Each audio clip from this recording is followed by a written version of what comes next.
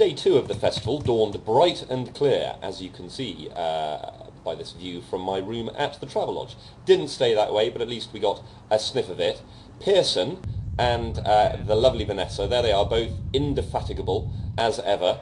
Kenny, tireless in the production HQ. That's Kirsten. She is the stage manager, basically runs the show, always running. There she is with Oliver, Ollie, who manages the main marquee.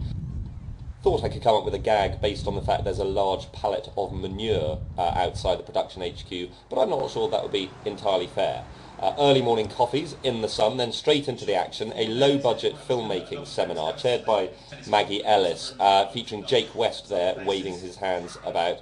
He gave a very interesting insight into how he shot his first feature, largely it seems in his sister's bedroom and in his parents' old house, so some good low-budget filmmaking tips there. Ed Bloom, scenes of a sexual nature, knew that he could only get his actors for 2 days, so only used them for 2 days each. Then I moved on to Julian Friedman giving a masterclass on whether screenwriting can be taught. Apparently it all rather kicked off. There's Albie James there, a screenwriting instructor himself, and all got a bit tasty afterwards, which is all good, fiery debate.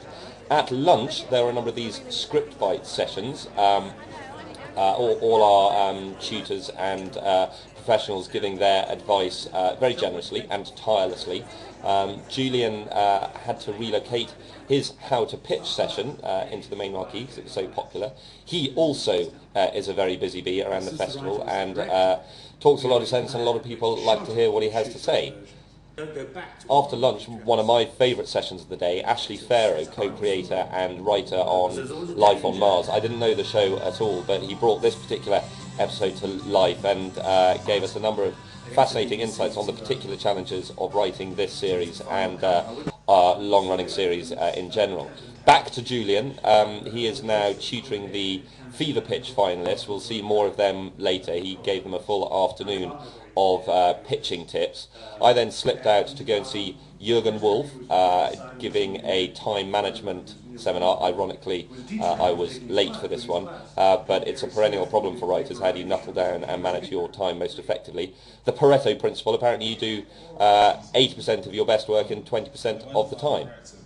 Onwards, ever onwards, Rowan Joffe, young writer and now writer-director, talked a lot about directing your own scripts and the problems that this can produce. Stuart Hazeldine, English writer working in Hollywood, talked about the business of rewriting, interview with him on a separate part of this site. And then, I think we can call him now a festival favourite, possibly even a festival veteran. Bill Nicholson gave a very illuminating and, as ever, entertaining talk on how to adapt real life into movies, what you should feel obliged to retain on a moral dimension and what you can get rid of because it doesn't serve the story. And there he is in the traditional screenwriter's scrum afterwards. Closing off this part of the day was Michael Goldenberg, writer on the latest Harry Potter film. Very different kind of speaker, a quieter man and a more introverted thinker, but no less interesting for all that. Finishing the day with some hearty food. Simon Relf there, wondering if he's going to have the chicken curry or the pork.